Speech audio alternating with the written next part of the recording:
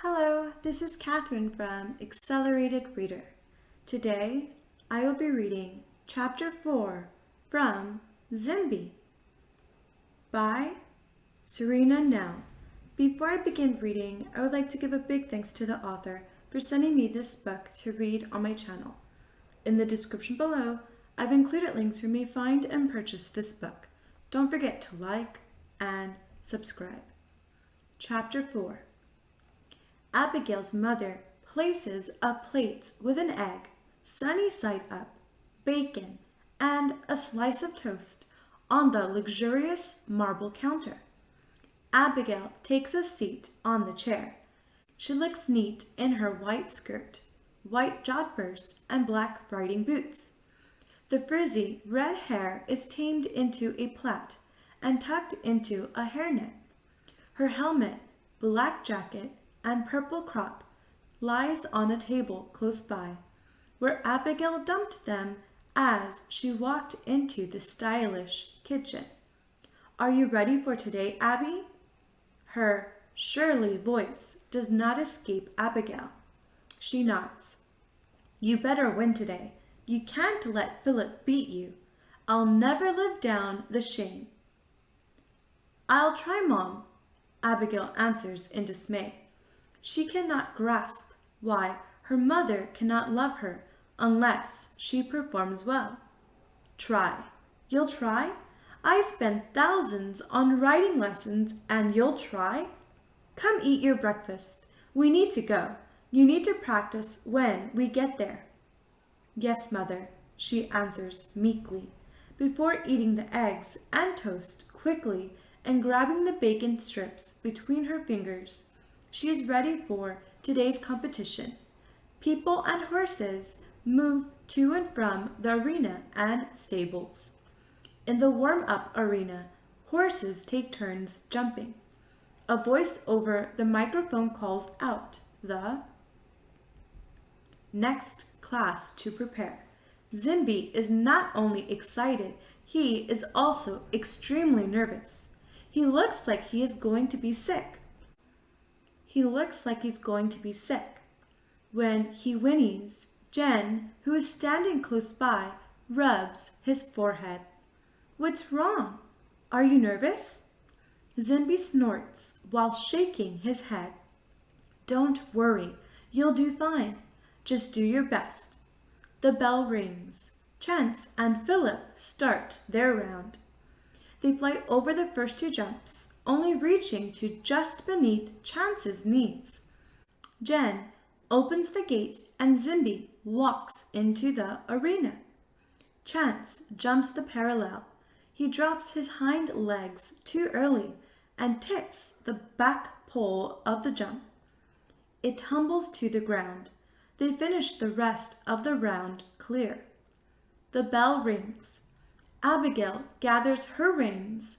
She pushes Zimbie to a canter and circles twice before jumping the first jump in the allotted 30 seconds. The jumps are much higher for the 11 hands high Zimbie than the 14 hand high Chance.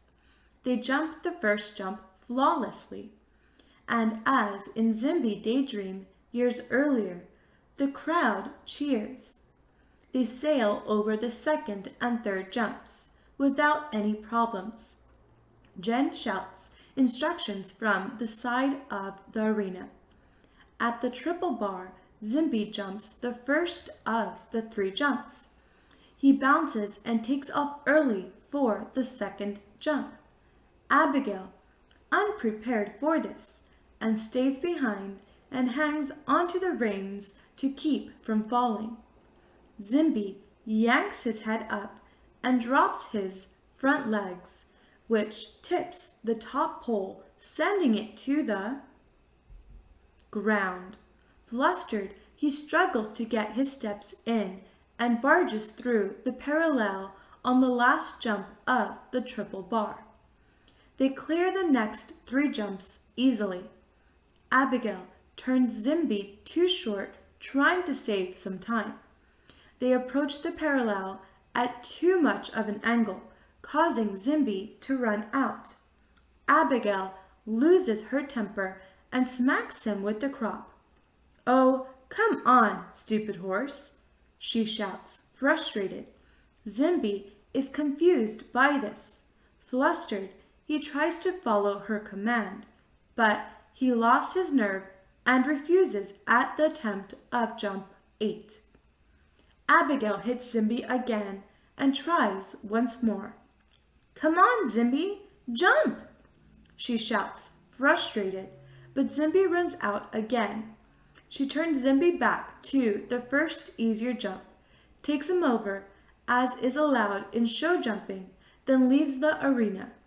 Zimbie jumps this one without hesitation. Tears are streaming down her cheeks as she rides back to the stables. "Why did you run out?" She kicks Zimbie in the ribs to walk faster. "Do you have any idea what you have done?" Abigail kicks Zimbie in the ribs again. He flinches. "You caused us to lose. Now my mother won't love me, and it's all your fault." Zimbie feels that Abigail is upset with him. He is disappointed as well. He hoped to be as good as Caesar, hoped that she'll throw her arms around his neck and praise him as Caesar's rider did, so many years ago. At the stables, Abigail gets off and leads Zimbie inside. He yanks his head up, but then follows to release the pressure of the bridle. Abigail loosens the girth to take the saddle off. "I don't even know why they keep ponies like you in the school." She puts the saddle on the bottom half of the closed door. Her purple crop falls to the ground. Abigail picks it up. She looks at Zimbie. A dark glint enters her eyes. Slowly, lifts the crop and smacks Zimbie on the neck. "You were supposed to jump." Smack. "You were supposed to win." Smack. Zimbie is trapped, scared, and doesn't understand this behavior. He doesn't know how to react. All he can do is retreat to a corner, afraid and confused. "But you wouldn't jump, would you?" Smack. "It was supposed to be easy." Smack. "All you had to do was jump." She lifts the crop for another smack. The crop is caught mid-air. Jen opens the door, still holding the end of the crop. She is much taller than the 6-year-old girl and towers over her. She pries the crop from Abigail's hand. "What are you doing?" Jen asks, angrily. I was... Abigail starts to cry. I think you should go. I don't want to see you close to Zimbie ever again." Tears run down Abigail's cheeks. Impatiently, she wipes them off with a quick swipe with the back of her hand. "I'm sorry." A sob escapes her throat. "I was just so angry about losing." Big tears make their way across her freckled face. "Now," she sobs, "now my mom won't love me. I didn't win, nor was I placed." Jen can't help but feel sorry for the crying little girl. "Abby, I understand, but it doesn't justify what you did. Look at him. Look how terrified he is. He didn't do anything to deserve this." Abigail nods her head. Tears are still streaming down her cheeks. Her red hair is a mess. "I guess I won't be riding again today." Jen shakes her head. "No, Abby, you won't. Zimbie is in no condition to compete further today. Just look at him. He's terrified." Abigail nods, her shoulders shaking. "I'm really sorry, Jen." Jen nods, then turns her attention to Zimbie. He cowers in the corner of the stable. She moves to him slowly. Petrified, he cringes. Jen moves closer to Zimbie, still cowering in the corner. "Shh," she soothes Zimbie. "It's all good. I won't hurt you. Shh. Zimbie seems to relax a little. He wants to believe her. His mouth hangs open, his eyes scared. Ears are pulled back. Shh. Shh. Come on, boy, come. Zimbie shuffles his feet. He cowers a little less. His face still shows fear, still not trusting. Jen moves a little closer to Zimbie. This time he stands his ground. Slowly she moves closer. He doesn't cower away from her. Let's go for a walk. What do you say? Zimbie whinnies. He shakes his head up and down. Insecure, he gives a small step closer to Jen. She takes hold of the reins and gently removes off the bridle. She replaces it with a halter and opens the door. Hesitant, he follows her outside. He looks at the birds flying over them and at the hustle and bustle around him. It takes his attention off what happened minutes earlier. Jen walks to where Instructor Sherry is watching from the side of the arena. She is smiling, satisfied. The kids are doing really well. Mom, can I talk to you? Instructor Sherry nods while keeping her eyes on the rider in the arena. Mom, I was on my way to the track room when I saw Abigail in the stables. Sherry nods, showing she is listening, her eyes on the rider. She was hitting Zimbie with her crop. Instructor Sherry looks at Jen. What do you mean she hit Zimbie? She was in the stables.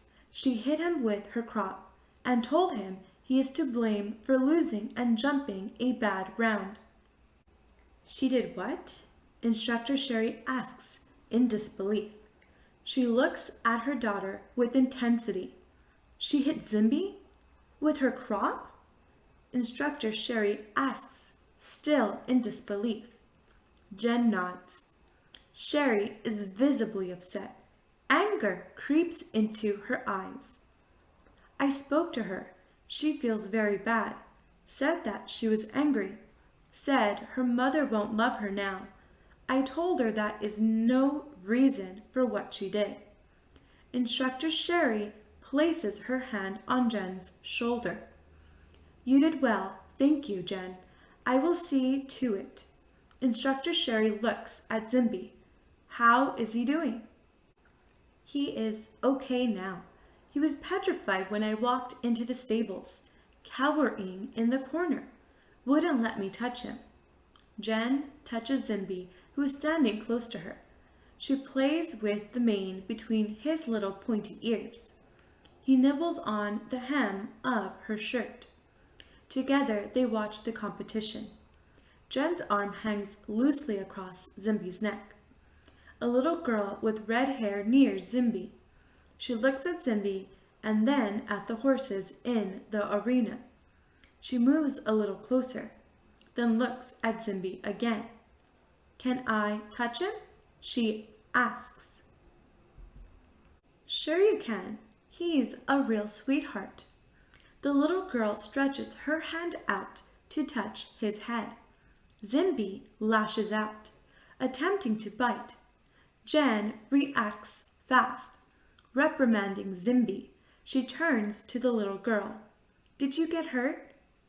Jen wants to know, concerned that Zimbie may have injured the little girl. I am so sorry.